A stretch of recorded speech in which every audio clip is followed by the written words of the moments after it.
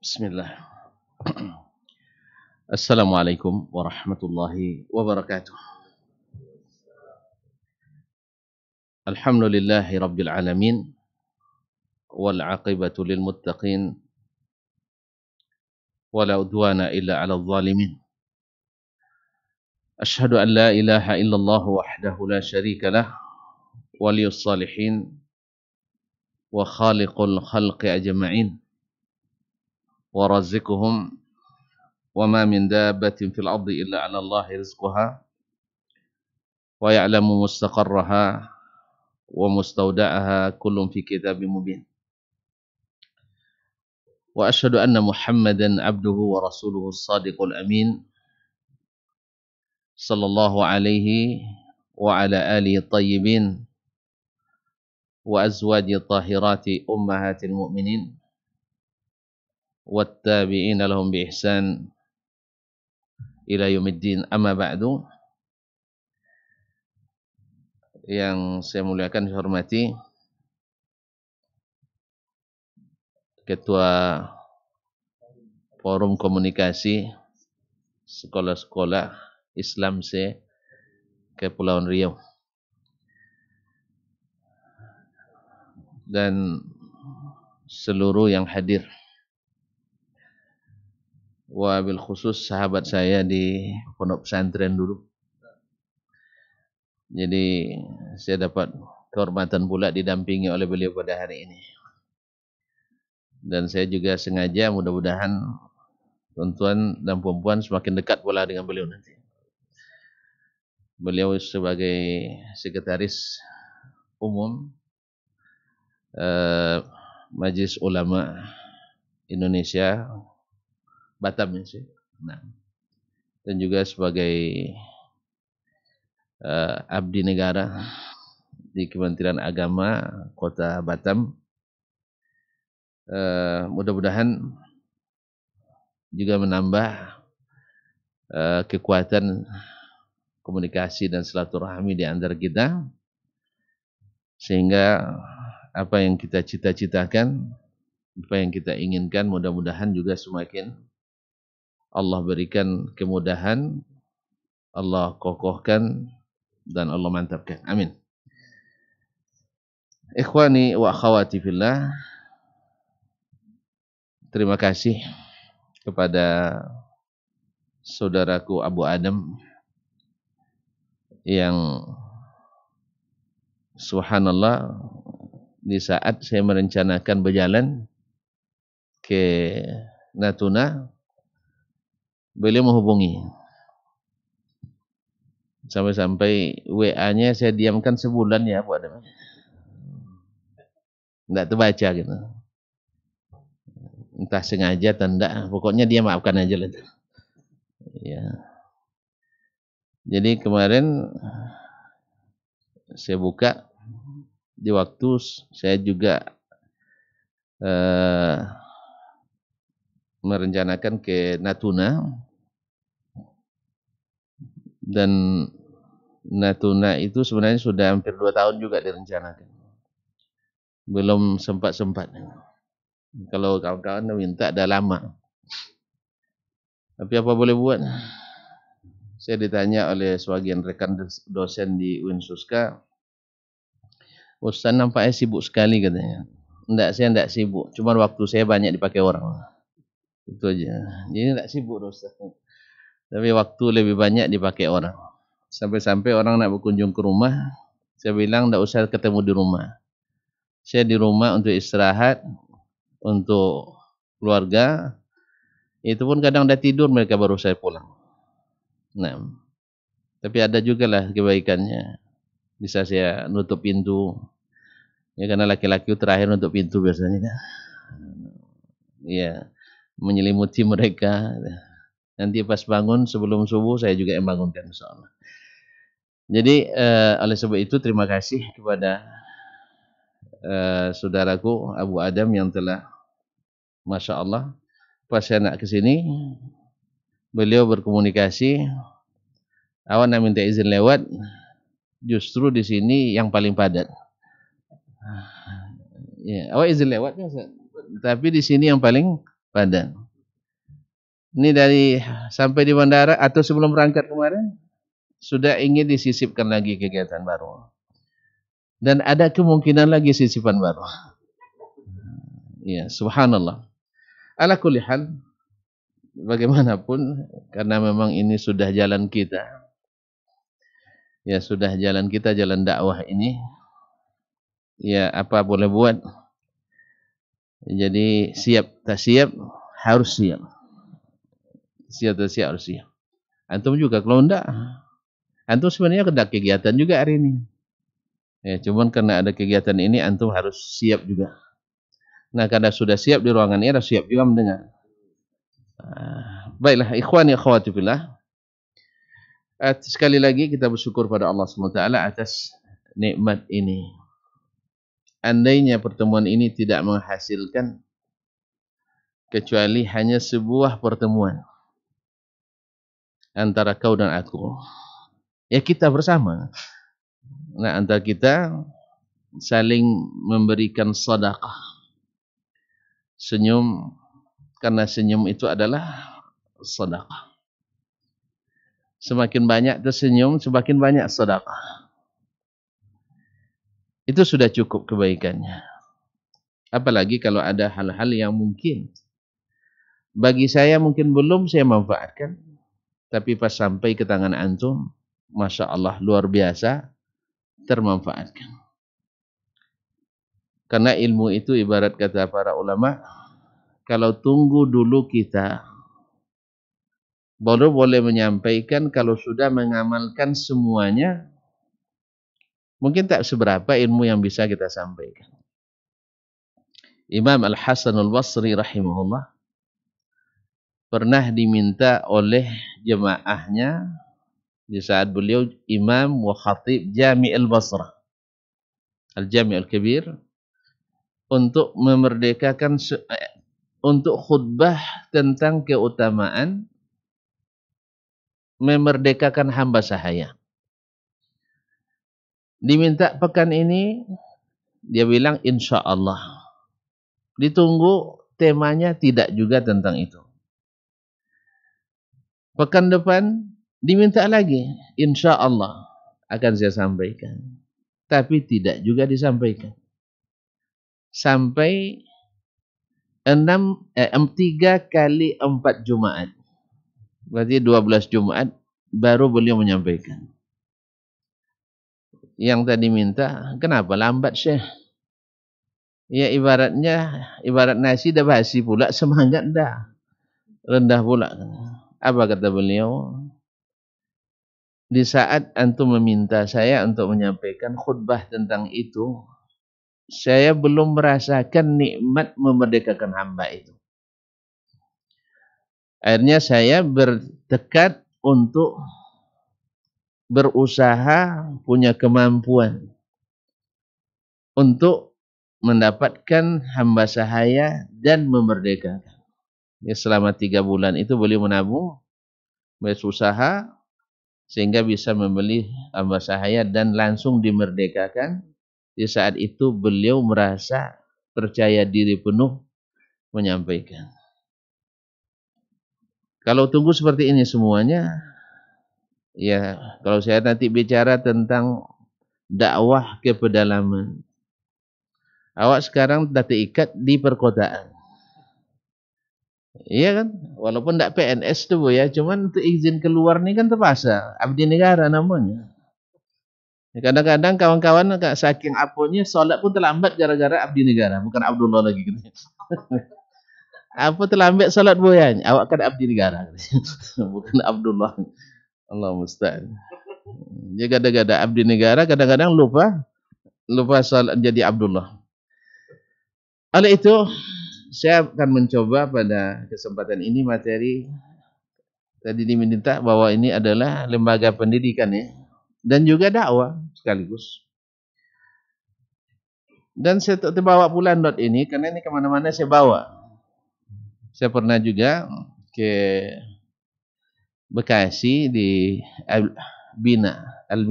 Nah, pernah menyampaikan materi dan saya coret-coret juga.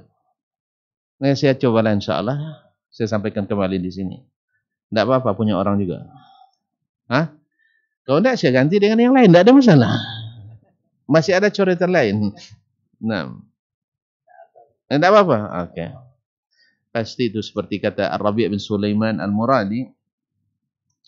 Beliau mengatakan saya membaca Ar-Risalah dengan Imam Asy-Syafi'i rahimahullah sampai 50 kali. 50 kali diulang-ulang. Awak sekali tidak pernah tamat ya. Nah, ini 50 kali sampai tamat. Dalam riwayat lain 500 kali. Wa kullama qara'tu alaihi istafadtu minhu fawaida lam astafidha minhu min qabl. Setiap kali saya baca pasti ada pelajaran-pelajaran baru yang saya dapatkan sebelumnya.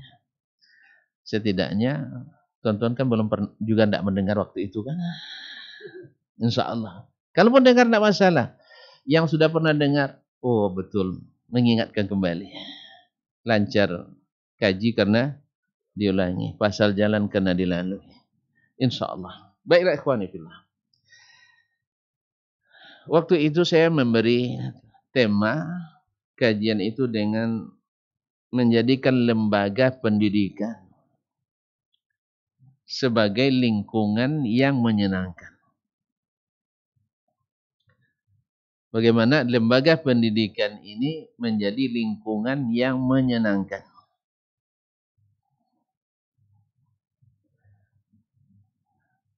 Dengan arti kita-kita, dan termasuk saya ini, untuk saya pertama sekali. Karena saya juga berkecimpung di lembaga pendidikan. Baik sebagai ketua maupun sebagai anak buah. Kalau di UIN saya jadi bawahan.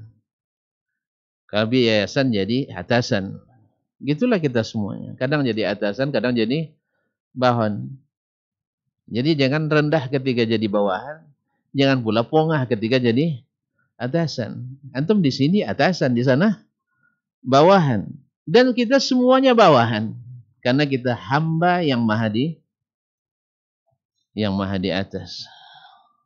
Allah di atas, kita di bawah. Jadi kita orang bawahan, semua hamba. Tidak seorang pun kecuali datang kepada Allah kecuali menjadi hamba. Ma'asyiral ikhwah yang dirahmati Allah SWT. Nah, menjadikan lembaga pendidikan sebagai lingkungan yang menyenangkan. Ini harus dan tidak dapat tidak. Penyelenggaranya mesti orang-orang yang senang. Mesti orang-orang bahagia. Mesti orang-orang yang menjadi teladan. Mesti menjadi orang-orang yang diikuti. Karena mustahil menyenangkan kalau tuan-tuan tak pernah merasakan senang. Tadilah Imam Al-Hasanul Basri tak pede dia menyampaikan fadilah tentang memerdekakan hamba sampai beliau memerdekakan dulu. Tuan-tuan juga tidak akan begitu pede menyampaikan enaknya masuk surga sebelum masuk surga dulu ya Syekh. Sebelum mengenali seperti apa itu surga. Dan yakin akan masuk ke dalam. Oleh itu, maka kalau kita ingin menjadikan lembaga pendidikan lembaga yang menyenangkan, lembaga yang membahagiakan, siapapun yang masuk ke dalamnya merasakan lingkungan yang indah dan nyaman. Bukan gerah dan kepanasan. AC banyak tapi kepanasan dalam. Gaji besar tapi tak tentram. Tapi ada lembaga, Masya Allah, gaji kecil tetapi orang dalamnya gemuk-gemuk. Ada yang sebagian gaji besar, badan kurus-kurus. Entah apa rahasianya itu sih. Makan banyak tapi tak ada bekas. Tapi ada makan banyak sikit, nampak di badannya. Saya dulu waktu masih sekolah dengan beliau ini, makan banyak, badan kurus. Sekarang makan sedikit dari dulu, daripada dibanding antum lebih banyak juga memang. Ya. Antum makan sedikit, tapi Masya Allah, dah berat bawahnya. Dulu melayang, sekarang melenggok. Nah, itulah payahnya. Enak dulu lagi Ustaz ya. Enak lagi dulu. Nah. Jadi baru bisa kita menyenangkan bila kita orang-orang senang. Di level apapun, di level rumah tangga, antum tak mungkin membahagiakan istri tak selama antum tak pernah bahagia di rumah. Sebaliknya istri juga tak akan merasakan bisa membahagiakan suami kalau dia tidak bahagia di rumah itu. Anak juga seperti itu, orang tua dan seterusnya. Nah, bagaimana lingkungan itu memang harus diisi oleh orang-orang yang bahagia supaya bisa menularkan bahagia. Orang-orang yang merasa nyaman sehingga bisa pula menularkan kenyamanan itu kepada siapapun yang berhubungan dan berkaitan dengannya. Oleh itu, ikhwani fillah wa akhwati fillah, kalau kita bicara tentang siapa yang pendidik yang paling bahagia dan membuat orang-orang di sekitarnya paling bahagia, tentu semua kita sepakat bahwasanya dia adalah al-muallimul awwal, yang menjadi soko guru kita, teladan dan uswah satu-satunya bagi kita, Sayyiduna Muhammad sallallahu alaihi wasallam. Beliau adalah orang paling bahagia. Buktinya di saat sesempit apapun pikirannya tetap tenang. Di saat dihimpit dengan beban dakwah seberat apapun, beliau tetap adil dan penyayang. Tuan-tuan masih ingat bahwa Nabi kita alaihi salatu wassalam berdakwah tidak mudah. Kalau kita hari ini misalnya mendapatkan tantangan dan kesulitan, kadang-kadang difitnah dengan tuduhan yang bukan-bukan. Kan dituduh kadang-kadang. Ya, tuduhan macam-macam. Kalau ngaji di Jabar Rahmah itu, di Jabar Rahmah kan? Ini kan Jabar Rahmah ini. Iya, ruang Jabar Rahmah memang. Antum lupa, enggak nengok masuk tadi. Ngaji di Jabar Rahmah itu berbahaya katanya. Macam-macam tuduhan kan? Nah, kalau antum tak berbahaya, tak usah dijawab yang seperti ini. Tidak usah dijawab. Karena tuduhan yang tak ada pada diri kita, tidak perlu dijawab. Musa dituduh oleh Fir'aun, ya, dituduh oleh Fir'aun dengan tuduhan yang tidak ada padanya. Apa tuduhan yang tidak ada padanya? Misalnya dia dituduh sebagai orang gila. Dia tidak gila, tidak sibuk dia menjawab, saya tidak gila. Kalau antum dituduh orang bodoh, ada juga Ustaz yang menuduh saya orang bodoh, maka saya bawa beliau ke sini gitu. Tanya beliau, saya masuk orang bodoh apa tidak? Kan itu. Maka saya tidak sibuk menjawab yang seperti itu. Sebab saya insya Allah tidak bodoh kan? Jangan sibuk katakan itu, tidak usah. Sama dengan orang yang menuduh misalnya, kalau ngaji Al-Quran hadis, nanti akan membentuk orang-orang radikal. Santai saja, memang kami radikal. Nah, memang kami radikal, rajin, cerdas, dan berakal. Atau ramah, terdidik, dan berakal. Bagus, tidak apa-apa. Kita tidak perlu sibuk-sibuk dengan itu. Nah, Nabi kita alaihi salatu wassalam juga seperti itu. Dituduh majnun, beliau tidak majnun, dia tidak sibuk mengklarifikasi, wahai masyarakat Mekah, saya tidak gila. Karena orang itu tahu sendiri bahwa Nabi tidak gila. Nabi memecah belah umat tuduhannya. Nabi juga tidak mengatakan, tidak sibuk dengan memalak itu. Sebab beliau bukan pemecah belah umat. Beliaulah justru pemersatu. Tapi dituduh sebagai memecah belah. Maka dalam kondisi seberat apapun, sesempit apapun, beliau tetap bahagia. Makanya orang-orang di sekitarnya, orang-orang yang bahagia. Makanya Allah sebut dalam Al-Quran, فَبِمَا رَحْمَةٍ مِّنَ اللَّهِ لِنْتَ لَهُمْ وَلَوْ كُنْتَ فَظًّا غَلِيظَ الْقَلْبِ لَانْفَضُّوا مِنْ حَوْلِكَ فَاعْفُ عَنْهُمْ وَاسْتَغْفِرْ لَهُمْ وَشَاوِرْهُمْ فِي الْأَمْرِ فَإِذَا عَزَمْتَ فَتَوَكَّلْ عَلَى اللَّهِ. Dengan rahmat dari Allah, linta lahum, kamu berlemah lembut dengan mereka. Jadi ini sebenarnya kita bisa menjadi orang yang lemah lembut, itu rahmat Allah. Ketika kita melihat orang bersalah itu bukan benci, tapi kasihan, itu rahmat Allah. Ini yang parahnya, lihat orang bikin kebaikan aja benci gitu. Lihat orang berbuat baik benci. Ada lewat masanya dulu-dulu, di masa kami tua dulu. Sekarang udah muda dikit. Nah, di masa kami tua dulu, kalau rajin ke masjid, banyak orang benci waktu itu. Apa sebab sok-sok alim masih muda sudah sok-sok jadi orang tua. Makanya dulu di masjid-masjid kan ngaji orang tua. Nggak ada.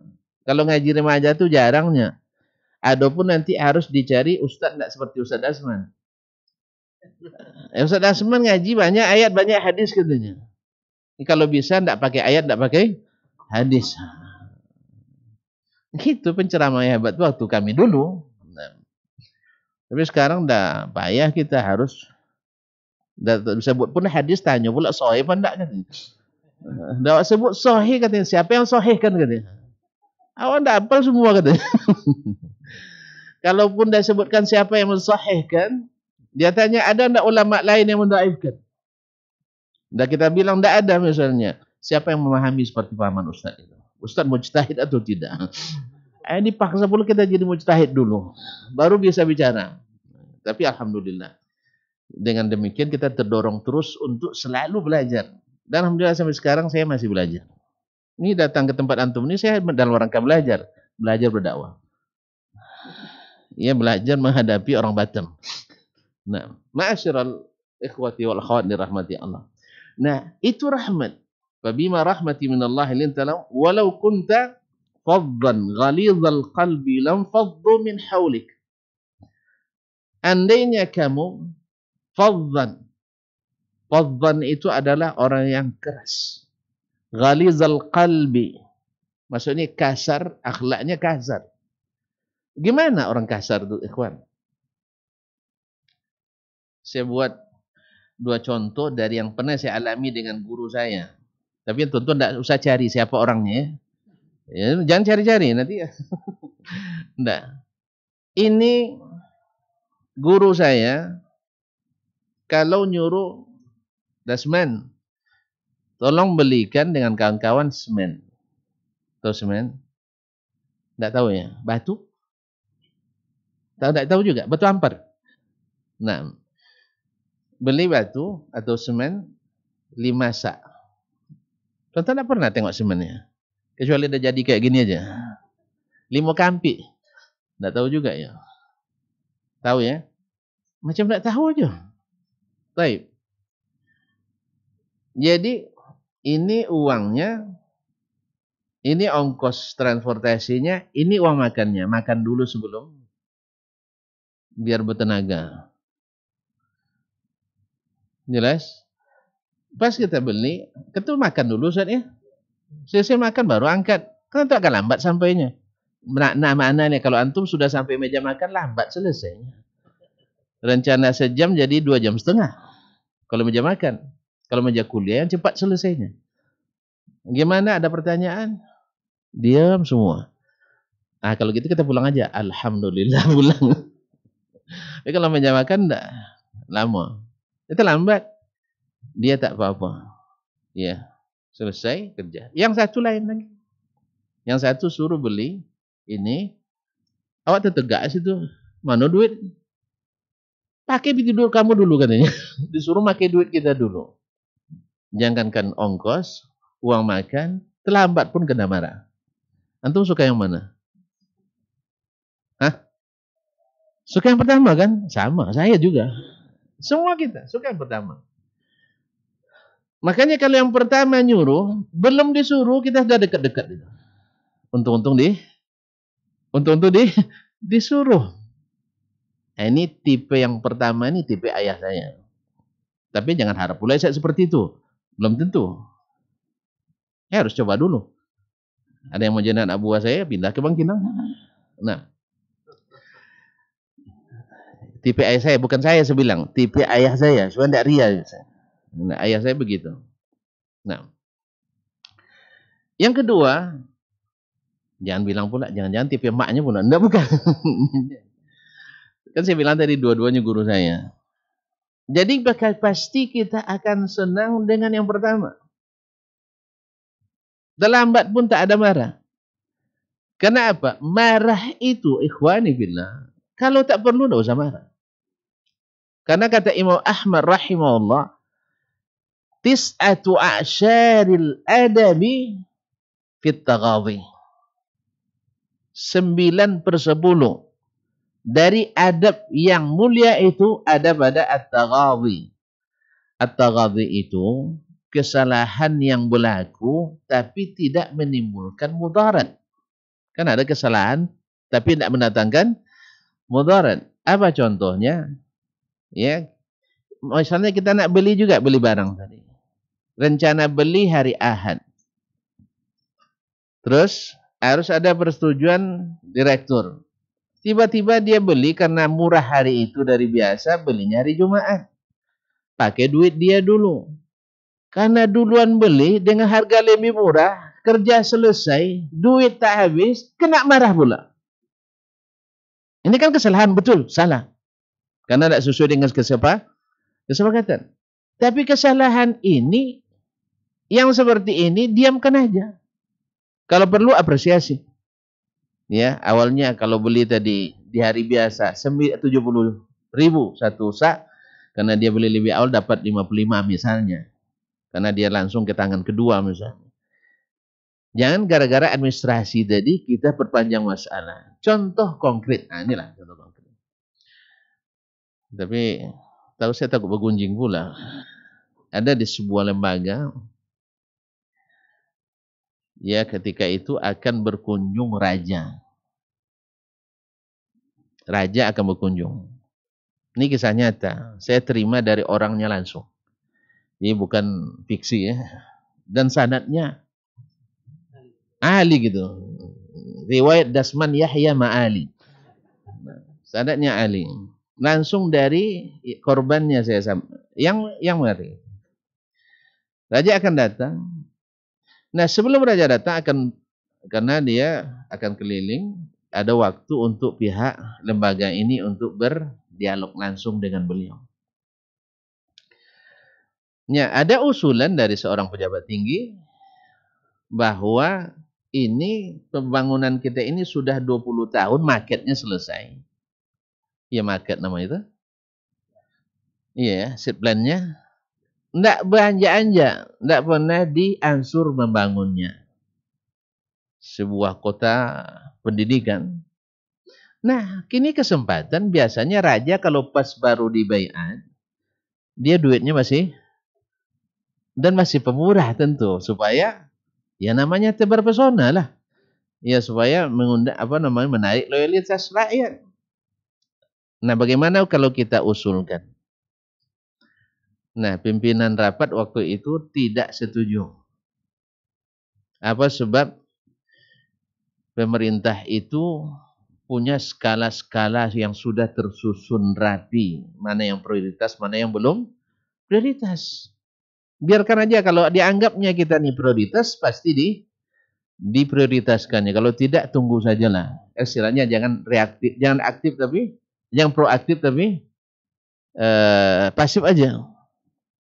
Subhanallah. Dengan setelah didiskusikan tak juga diterima oleh pimpinan rapat, akhirnya ya dia keputusan tidak diusulkan. Tidak diusulkan. Nah, bertemu dengan raja, dialog terbuka, selesai para petinggi yang bicara, sekarang terbuka untuk semuanya. Nah, yang Syekh tadi, karena dibuka open untuk semuanya, apa istilahnya itu, liqa' maftuh, kesempatan. Dia bilang, saya nunjuk tangan, dia langsung itu. Masya Allah, tabarakallah. Dia nunjuk. Dan setelah maklum bicara dengan paduka raja ini kan harus bahasa ini panjang kan. Ya, harus pakai puji-puji dulu. Awak nak minta terus pandai puji-puji. Biar rendang tuh enak harus banyak bumbunya. Iya kan? Kan itu enggak. Kalau nak minjam duit jangan langsung aja. Makanya kalau nak bahasa ini belajar pada orang Minang. Makanannya kan rendang kan banyak rempahnya. Dia bilang dah baca itu dah. Kerajo le lancar, dagang le laku dan seterusnya. Anak yang kat Patambo ni mah kuliah. Itu selesai bisa menyembiti. Mana-mana jangan langsung nyembiti tidak dapat deh. Nah. Jadi mutar-mutar dia memuji dan sebagainya. Akhirnya dia sampaikan bahwa market ini dah lama tidak dikerjakan. Alhamdulillah sang raja langsung menyetujui. Dan justru langsung bicara ke sekretaris apanya bagian ininya, catat langsung harus dilaksanakan. Alhamdulillah terlaksana. Cuman pimpinan tetap marah sama, tetap marah gitu, walaupun hasilnya, mohon maaf, ya dari awalnya sekitar belasan gedung yang ada dengan usulan tadi menjadi 80 lebih. Berapa tambahnya? Awalnya gedung-gedung usang sekitar belasan yang ada kan. Sekarang dengan usulan itu disetujui oleh sang raja menjadi bangunan megah lebih dari 80 bangunan. Tapi tetap dia kena imbasnya. Kenapa? Karena melanggar kesepakatan tadi. Akhirnya kenaikan pangkatnya dilacikan selama 2 tahun. Nah, antum mau yang seperti itu? Hah? Kan tidak ada mudaratnya. Tidak ada mudaratnya secara administrasi, tidak ada secara aturan perundang-undangan, tidak ada secara apa, tidak ada mudaratnya. Paling-paling antum berani-berani melanggar apa yang saya gitu. Nah, pimpinan apalagi di pendidikan yang seperti ini punya ekses yang tidak baik. Pertama, antum sudah menzalimi orang yang berjasa. Padahal ini tidak ada sama sekali merusak sistem. Hanya ego pribadi yang masa dia yang menyampaikan kenapa tidak saya. Harusnya saya sebagai pimpinan harus saya yang bicara. Nah, walaupun nanti dari sisi adab, di adab kan ada babnya nanti bahwasanya yang besar yang senior didahulukan. Itu di bab adab. Cuman kan tadi sudah selesai, yang besar-besar sudah dikasih kesempatan, sekarang terbuka untuk semuanya. Oleh sebab itu Imam Ahmad mengatakan tis'atu a'syaril adabi fit taghadhi, yaitu 9/10 dari adab itu ada pada at-taghadhi, yaitu apa istilah bahasa kita taghadhi itu? Kesalahan itu ada tapi seolah-olah tidak ada. Ini kalau orang-orang bidang apa perumah tanggaan diterapkan rumah tangga ini bagus, khususnya para suami. Antum tahu sendirilah yang nama istri itu perempuan pada umumnya anti salah. Tahu kan? Yang namanya perempuan tak boleh disalahkan. Betul ibu-ibu? Depan kami aja gitu. Saya tahu kok, saya punya istri juga. Perempuan itu paling tidak suka disalahkan. Oleh sebab itu, antum kalau nanti dikritik oleh istri, bilang aja, minta maaf sayang, abang yang salah. Besok tak diulang lagi. Besoknya lagi diulang. Besok aja. Ya. Mungkin sejam lagi diulang, enggak apa-apa. Kan besok yang enggak diulang. Pokoknya minta maaf aja. Ya, banyak kawan yang mencoba seperti itu. Saya termasuk yang pernah mencoba sekali. Hasilnya luar biasa. Coba bayangkan, awak ustadznya. Kan termasuk ustadznya. Iya kan? Ya, nah, ustadz begini, tiba-tiba saya dapat nasihat dikirimin oleh istri melalui ceramah seorang ustadz yang memang lebih terkenal dari saya, tapi junior saya. Junior saya. Dulu ketika tes untuk suatu kegiatan, saya yang bantu. Iya, saya bantu. Tapi jangan kasih tahu orang lain. Iya, antum aja. Tapi sudah di live kan itu. Nah, dinasihati. Harusnya ego saya kan naik kan. Coba bayangkan. Lulusan doktor hadis pertama dari Indonesia di Madinah. Misalnya. Kan egonya makin.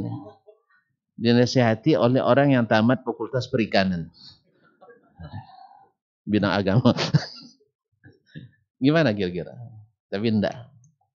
Sebab di dalamnya memang benar. Nasihat itu pas. Momennya enggak pas. Kemudian caranya kurang pas juga. Akhirnya saya ingat pesan Imam Ahmad ini. Pura-pura enggak tahu aja. Akhirnya saya tulis. Saya balas. Ya. Dengan penuh nafsu saya balas. Ya. Terima kasih sayang. Memang abang yang salah. Ya, doakan mudah-mudahan tak terulang kembali. Masya Allah, betul-betul bunga datang. Istri, suami yang paling dicintai. Macam-macam lah. Nah, itu. Enak kan pas pulang? Masya Allah. Anda tahu sendirilah, orang sedang-senang. Nah. Kalau sempat saya balas, kira-kira. Saya kirim ceramah saya. Apa yang terjadi? Jadi itu ikhwani fillah. Ini penting. Dia menciptakan kenyamanan di sini. Nah, dalam sambungan ayat tadi, sebenarnya di komunikasi kita. Kita banyak kenanya di komunikasi. Ayat tadi, walau kunta faddan ghalidhal qalbi lam faddu min hawlik. Kalau kamu kasar, keras hati, mereka akan meninggalkanmu. Kalau karena penderitaan, sedikit gaji, lambat turun gaji, tak ada gaji, orang tak akan tinggalkan kita. Iya kan? Tapi kalau sempat terima gaji dia terima sendiri, awak tak terima itu iyalah. Kan ada sebagian tuh dia dapat banyak, jangankan tempias, niti pun tak ada. Tahu enggak bahasanya? Ibarat hujan gaji dia banyak dapat, awak bawahannya, ya awak kan sedikit tidaknya dapat tempias pun jadilah. Yang tahu tempias? Tempias hujan kan ada tempias itu. Iya, jangankan tempiasnya, nitik pun tak ada bocor sedikit pun. Tidak paham, alhamdulillah. Untung tidak paham. Nah, kalau gitu mungkin tak senang kita. Tapi kalau sama-sama tak bergaji, dia tak bergaji, kita tak bergaji, insya Allah pakai manajemen qanaah. Ya kami ketika di UIN, Ustaz, ya, saya pulang dapat undangan dari rektor UIN waktu itu. Jazahumullah khairan. Karena bersangka baik dengan saya. Sampai sekarang masih baik. Saya lihat anggaran tahun pertama itu setahun 26 juta. Terkejut enggak kira-kira? Hah? Kami pertama sebagai istilahnya disuruh mendirikan Ma'had Al-Jami'ah. Hanya dengan anggaran 26 juta setahun. Ada enggak lembaga yang tuan-tuan pimpin itu 26 juta setahun biayanya? Padahal waktu itu pangkat selevel dekan. Nah, saya karena tidak biasa pegang duit banyak, saya tidak risau. Biasa pegang duit sedikit kan. Alhamdulillah kalau saya banyak habis sedikit tidak cukup. Serius ini, kalau banyak habis gitu. Tapi dikit enggak cukup. Nah, akhirnya saya kumpulkan kawan-kawan, gimana? Ada Ustadz Akmal, Ustadz masih kenal Akmal Munir kan, senior kami. Kemudian di wakil dua saya Dr. Helmi Basri, itu di bawah kita. Apa kata Ustadz Akmal? Kita pakai manajemen qanaah saja Ustaz.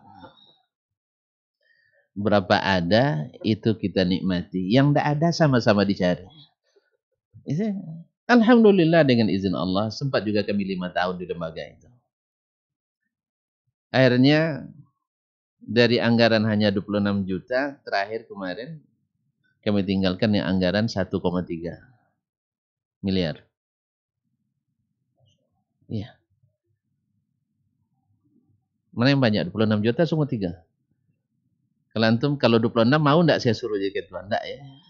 Kalau sudah 1,3 berebut pakai tes pun boleh. Ini kaum muslimin dan muslimat yang dirahmati Allah, saudaraku semuanya. Jadi manajemen qanaah.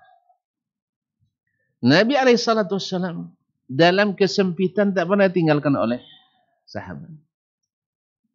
Karena apa? Karena lingkungan dengan beliau itu menyenangkan.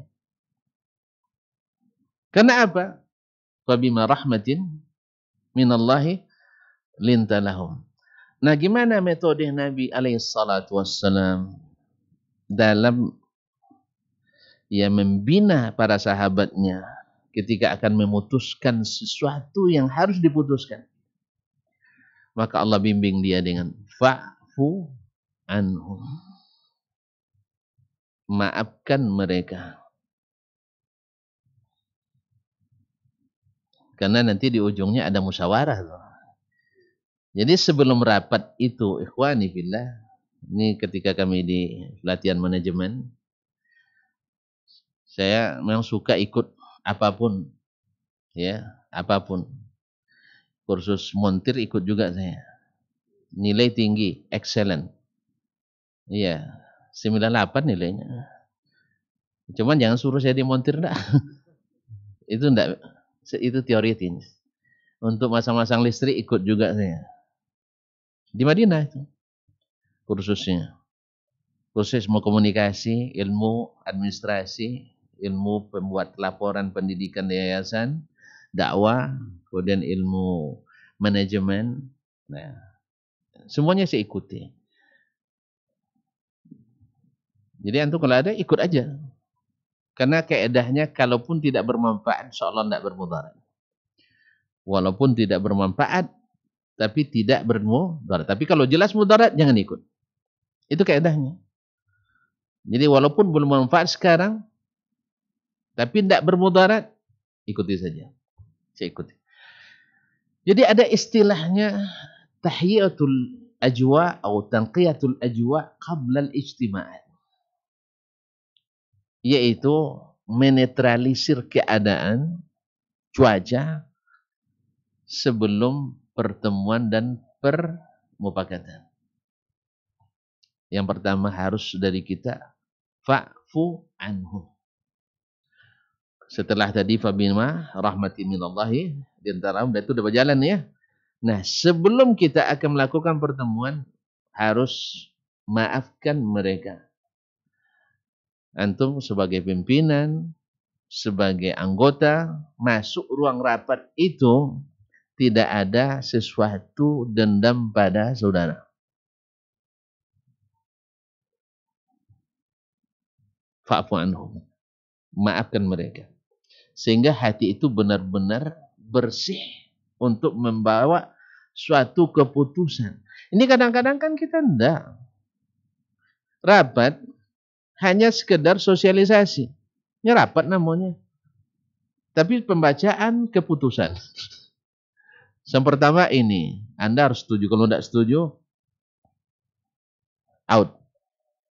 Kalau itu tidak usah rapat. Tidak usah rapat. Ada kawan rapat memilih siapa pimpinan pondok.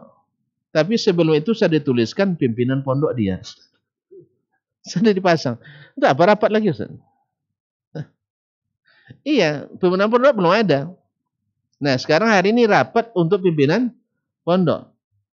Akhirnya ditulis di apa nama baliho, spanduk, pimpinan pondok si fulan. Kira-kira yang lain ikut rapat gimana perasaannya?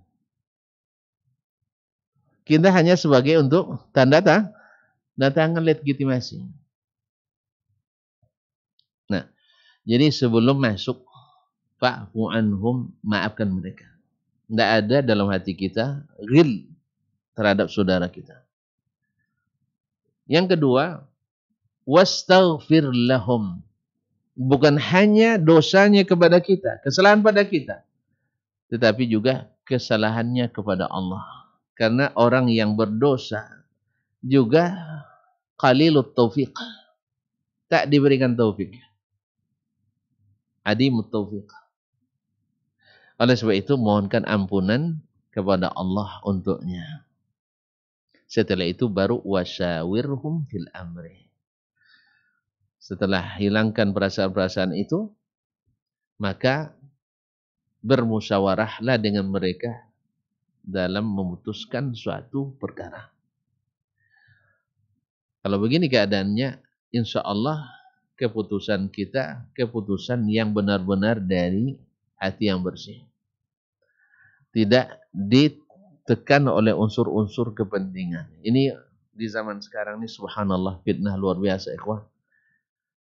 Yang disebut oleh Nabi sallallahu alaihi wasallam adalah asyahwatul khafiyah, syahwat tersembunyi. Kata Nabi, mazibani ja'i'ani. Bukanlah dua serigala yang lapar. Bi akhwafa ma akhafu alaikum minasyahwatil khafi ala ghanamin, bi akhwafa ma akhafu alaikum ala ghanamin minasyahwatil khafiyah. Yaitu tidaklah dua ekor serigala lapar yang dilepas ke segerombolan kambing lebih saya takutkan daripada syahwat yang tersembunyi. Apa syahwat tersembunyi? Hubbus sadarati fid din. Ingin selalu menjadi pemimpin di lembaga agama, di bidang keagamaan. Ada syahwat tersembunyi. Ya, kita bersembunyi di balik ilmu, tapi ada nafsu di dalamnya.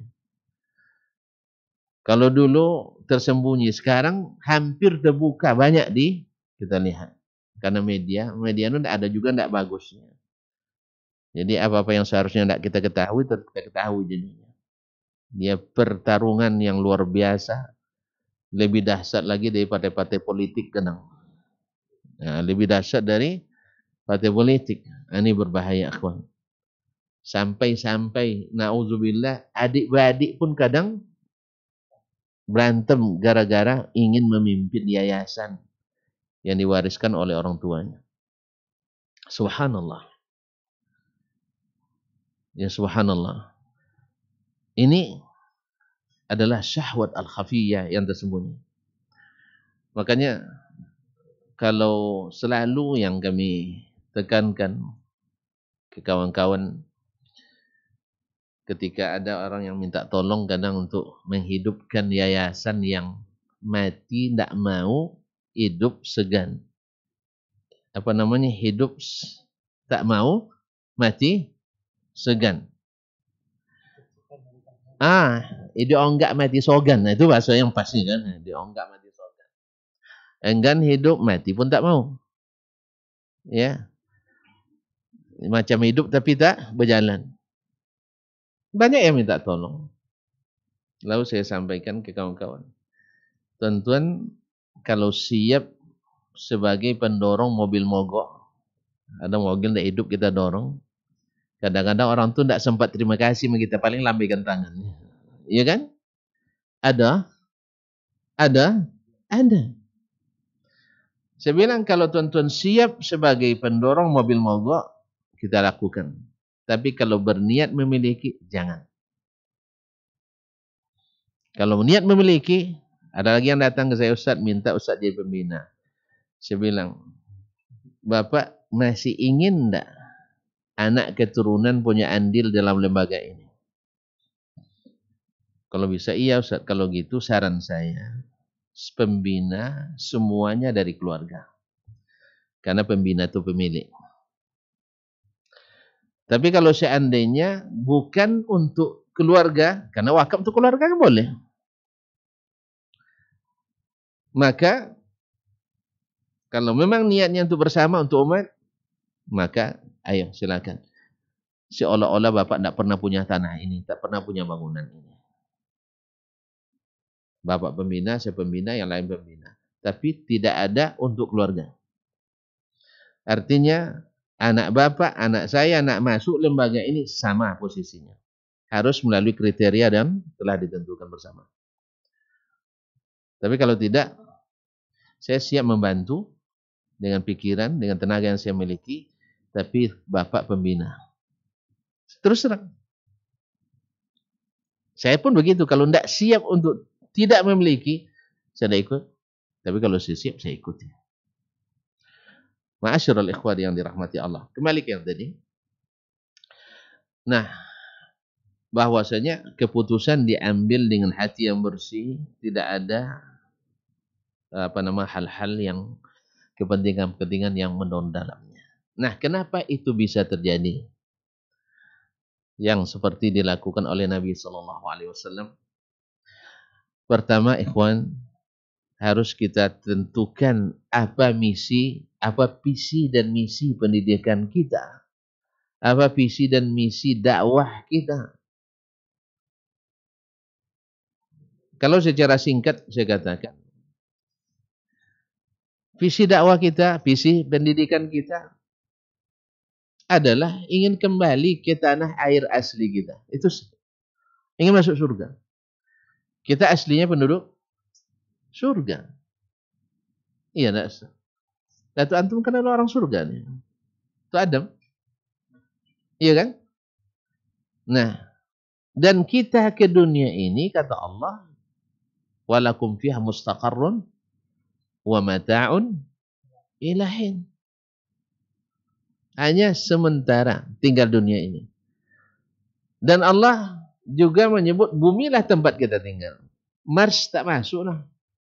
Antum tidak usah ikut-ikut mimpi ke Mars. Mimpi menakutkan itu.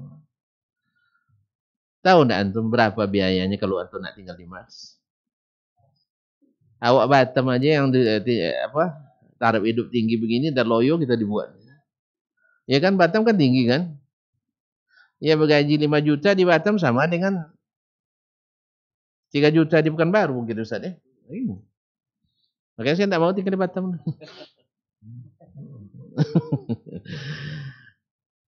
Apalagi di Mars. Mars itu kabarnya kalau antum nak pergi, masing-masing siapkan $1 miliar.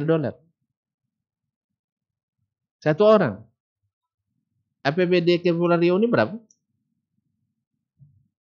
Tidak tahu.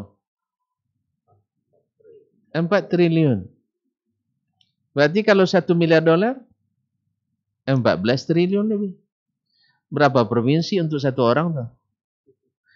Jadi orang Indonesia, saya nasihatin tidak usah ikut-ikut tinggal di planet Mars. Tidak usah, jangan sibuk ke situ. Ya, anak-anak kita di sekolah tidak usah sebut-sebut itu. Sia-sia aja. Bilang saja kita nak tinggal kembali di surga. Nak ke Mars biarinlah. Nak ke bulan lepas sajalah. Nak ke Bermuda biarin aja. Tidak usah kita sibuk-sibuk dengan itu. Kami dah lama sibuk dengan itu dulu. Membahas sinus, kosinus tangen. Sampai marah pula guru kita, Pak Gapar sama kita. Kan masih ingat Bu ya? Itu saya tanya kan? Saya tanya. Mohon maaf Bu ya. Ini belajar sinus, kosinus tangen ini apa gunanya? Awak tak paham-paham loh kan? Awaknya tak paham apalagi saya. Masih rahimahullah. Akhirnya saya kena marah gara-gara pertanyaan itu. Dia sendiri tak bisa menjelaskan itu apanya. Semoga Allah memaafkan kami. Ya, saya termasuk kritis juga Mama. Sebab saya tanya kan, kami belajar mubtada khabar. Ini berguna bagi kita. Iya kan? Sebab mubtada subjek khabar adjektif apanya? Adjektifnya, keterangannya kan? Jelas itu. Mana mubtada, mana khabarnya. Udah berguna untuk memahami perkataan orang, memahami perkataan Allah, perkataan Rasulullah SAW. Nah kini belajar kita sinus ke sinus tangan. Sampai sekarang tidak ada guna bagi saya dan seterusnya. Terbuang-buang waktu. Ada tuan-tuan yang sudah bisa menjelaskan? Tidak juga kan? Nah. Baik, waktu 5 menit lagi. Dari sekarang, bukan dari tadi. Dari sekarang kan? Baik. Jadi misi begini, yang harus kita tegakkan. Masuk surga. Nah, visinya apa? Misinya apa? Kalau ingin masuk surga, Allah sudah jelaskan pula. Bahwasanya Allah utus Rasulnya membawa hidayah wa dinil haqq. Huwallazi arsala rasulahu bil huda wa dinil haqq.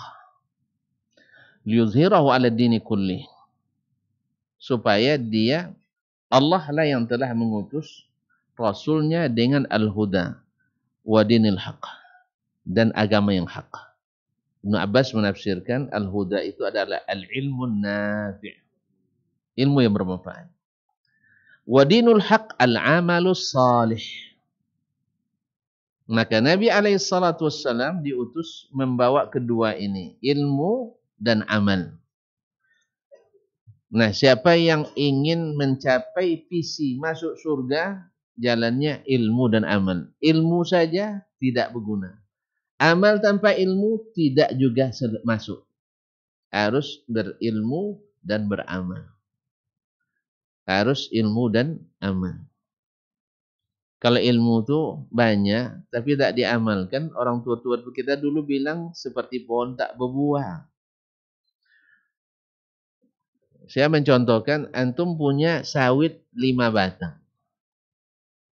Sebatang buahnya sekali panen 200 kilo. Berarti 5 batang berapa? 1 ton. Dengan harga sawit sekarang berapa? 3 juta sekali panen. Panen sekali 2 hari, ya. Dasar enggak punya sawit. Saya tes tadi itu. Enggak, dia enggak punya sawit, jadi enggak tahu dia. Sekali 2 pekan. Berarti sebulan 6 juta. Tapi Masya Allah Ustaz Sukri ini punya 5 hektar. Tapi per hektar, per batangnya, atau 5 hektar berapa batang tuh? Anggaplah 300 batang. Karena 1 hektar itu 80. 80 kali 5. Apa tuh? Lambat tuan-tuan, 400. Saya tidak punya juga Ustaz. Saya ada 4 kali atau beberapa kali saya coba nak jadi orang kaya, tidak jadi-jadi. Nah, belum rezeki saya untuk jadi orang kaya nampaknya. Sawit juga belum punya. Alhamdulillah. Alhamdulillah Syekh. Alhamdulillah. Jadi 400 batang, tapi buah sebatang sekilo. Antum suka punya 5 batang atau yang 5 hektar? Saya ulang lagi Ustaz. Antum tidak nyimbak nampaknya. 5 batang, 1 batang 200 kilo panennya. 5 kali 200, 1 ton. Dapatlah sekali panen 3 juta. 2 kali panen sebulan 6 juta. Ya kan? Baik. Ini Ustaz Sukri, 5 hektar, 400 batang. Tapi sebatang panennya 1 kilo. Atau 5 kilo lah, biar apa betapun, 5 kilo lah. 5 kilo, dapatlah 2.000, 2 ton kan. Antum pilih yang mana? 5 batang dengan 1 ton atau 5 hektar 2.000 kilo? 5 batang saya pilih. Iya, saya pilih yang 5 batang begini, bermutu dia. Nanti tanam lagi 5 kan, tanam lagi 5. Awak baru tidak sampai sehektar, dah dapat hasil 18 juta sebulan. Dia 5 hektar dapat 2 juta 6 juta sebulan. Paham tak? Demikian juga ilmu itu. Ramai pun santri kita, ramai pun jemaah kita, tapi mutu tak ada. Mutu tak ada. Ilmu tinggi tapi tidak berbuah amal. Atau beramal rajin tapi tanpa ilmu. Makanya ini visi misi pendidikan kita. Sebab bagaimanapun inilah yang akan menciptakan kenyamanan itu. di saat mahasiswa kita, ketika kita bicara tentang keteladanan dari sisi disiplin misalnya, kita dilihatnya yang paling disiplin. Pemaaf misalnya, kita yang dilihatnya paling pemaaf. Kan enggak. Berbantah Ustaz sama Ustaz tahu mahasiswa. Apa lagi yang nak diambil tuh? Oi, kalian ya sama innamal mu'minuna ikhwah katanya. Capek tuh berpuasa mau lu bilang ikhwah. Tapi Ustaz berbantah sama Ustaz Sukri katanya. Gara-gara apa? Kadang gara-gara saya potong sebatang rokok pula bantah. Kalau bantah masalah beda pendapat agama misalnya, ada juga lah ya, enggak ya. Ini enggak. Gara-gara pun tak enggak tentu yang diperbantah. Gara jabatan, gara pangkat, gara ini dan sebagainya. Nasallallahu alaihi wasallam. Saya sebenarnya mau cerita panjang dengan antum, tapi enggak boleh kata panitia. Ya, kesimpulannya bahwa pendidikan ini sebenarnya harus menjadi lembaga yang menyamankan. Dan tak mungkin nyaman kalau penyelenggaranya tak nyaman. Karena tidak mungkin membahagiakan orang kecuali orang yang bahagia. Dan bahagia itu tidak mahal. Kadang tidak perlu biaya. Ya, cukup antum lapangkan hati dari semak-semak yang menyebabkan kita menyemak. Bersihkan. Dengan apa? Al-ilmun nafi'. Al-ilm, al-huda, wa dinil haq. Karena visi kita tidak jauh dah masuk surga dengan ilmu yang manfaat dan amal yang saleh. Di mana kita dapat itu? Simpulnya ada fabima rahmati minallahi lintalahum sayyiduna wa habibuna wa syafi'una Muhammad sallallahu alaihi wasallam. Intinya kembali kepadanya. Insyaallah permasalahan kita mudah-mudahan banyak terselesaikan. Semakin dekat kita dengan Nabi, maka semakin banyak penyelesaian kita. Jangan jauh-jauh daripadanya.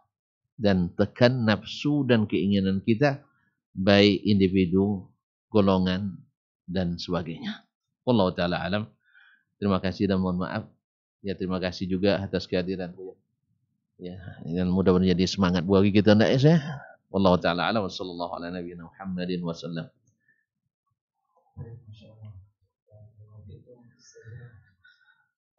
Materi yang sangat kita perlukan dalam menjalankan ibadah kita. Juga mengucapkan kehadiran